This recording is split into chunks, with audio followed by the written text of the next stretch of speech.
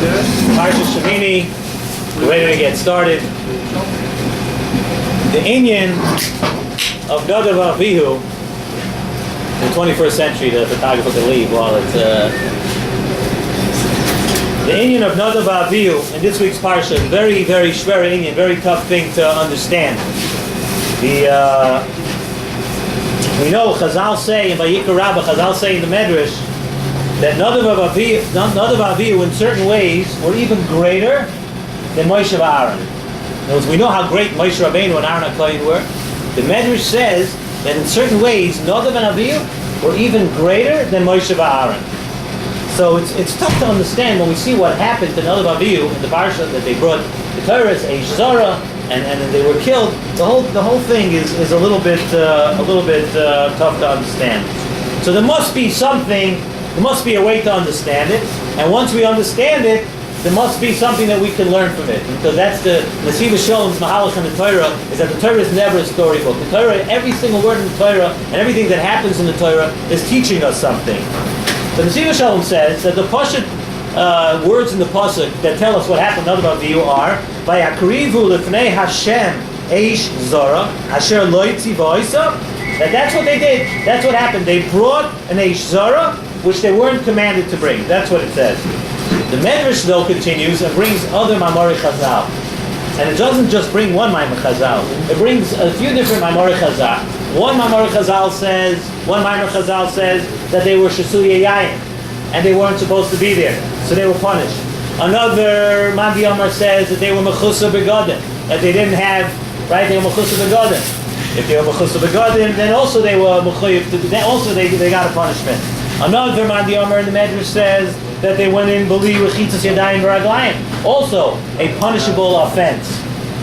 And then goes through a few other things. They didn't have wives, they didn't have children, a few other reasons they shouldn't have been where they were and doing what they did. But then the Medrash says an unbelievable pshat.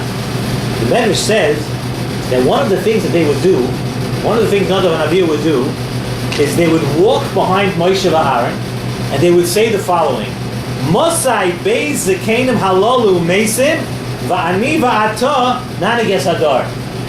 Listen to this. Another Rebbe would say, when are these two old Rosh Yeshiva, these two old manhigim, it's already time for them to retire or retire for good. When are they going to die? They wanted to know when they would be nifter, and then they would be able to take over. That's what the Medrash says. So the Gemara says the most famous pshat that we know, that Shehoru halacha l'fnei Moshe Rabbeinu, that Moshe was the Rebbe, and they had to paskin halacha, and they went and they said halacha in front of Moshe Rabbeinu, so they were punished. So the obvious question here to be asked is, why are we looking, and why are all these Mamorei Chazal, why are we looking for trouble? Why are we digging? Why are we trying to find more wrong things that they did? The Torah already says, "Vayakrivu lefnei Hashem eish zara asher lo yitziva isa." The Torah already says that.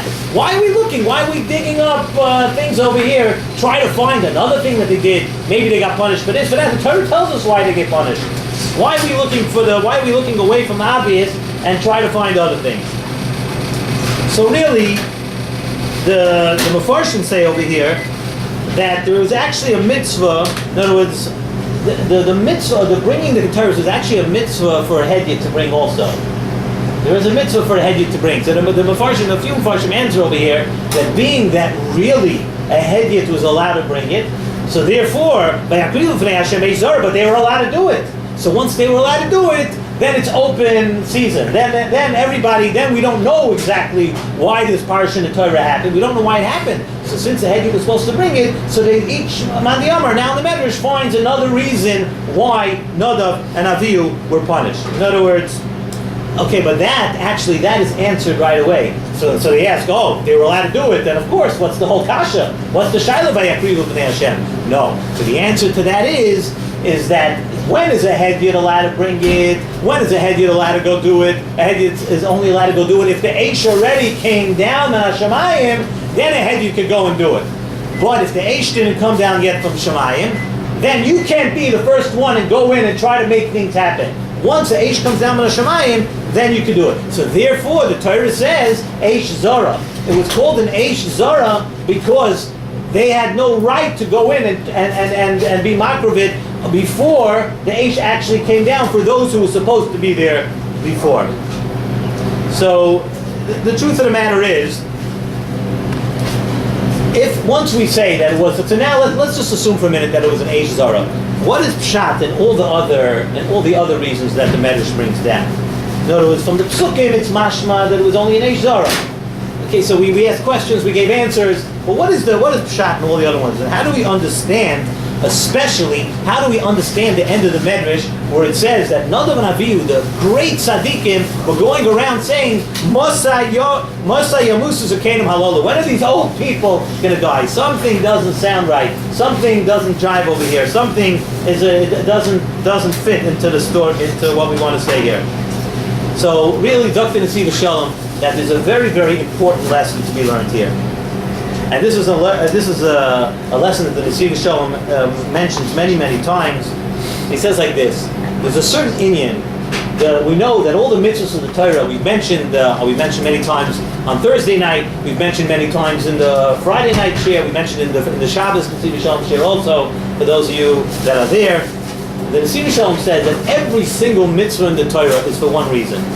The reason for every mitzvah is because of the one mitzvah uvay sidba, that you're supposed to cleave, you're supposed to get closer to HaKadosh Baruch Hu. And every single mitzvah in the Torah brings you closer. Every time you do something wrong, it's the antithesis of that. You're moving away from HaKadosh Baruch Hu. Right? Every single mitzvah brings you closer. But the only thing is, not every one of us is zeicha to develop that closeness to HaKadosh Baruch Hu that we really want and we really need. So what do? And then the Hasidim over here for sure are going to understand this much better.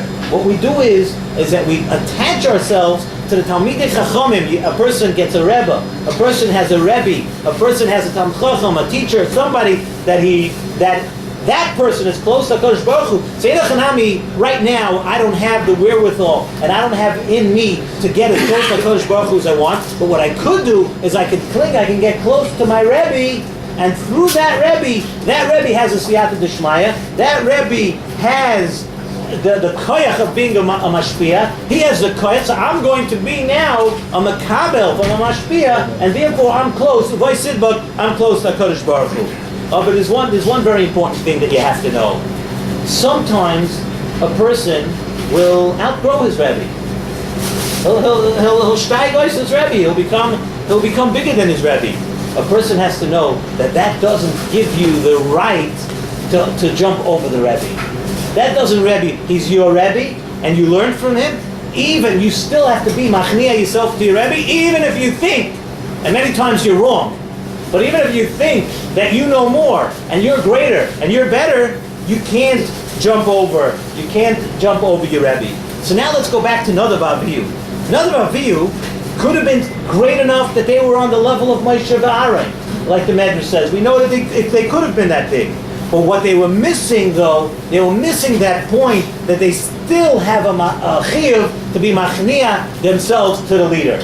And that's something which was true for Moshe Rabbeinu, and it was true in later generations, and it's true today.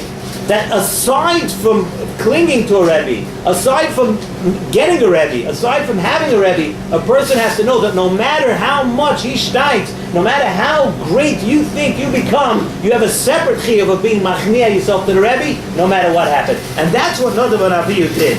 When they were moira halacha lefnei Rabban, what happened over here? The halacha of a hedyot, we said this halacha is that a hedyot's allowed to bring it.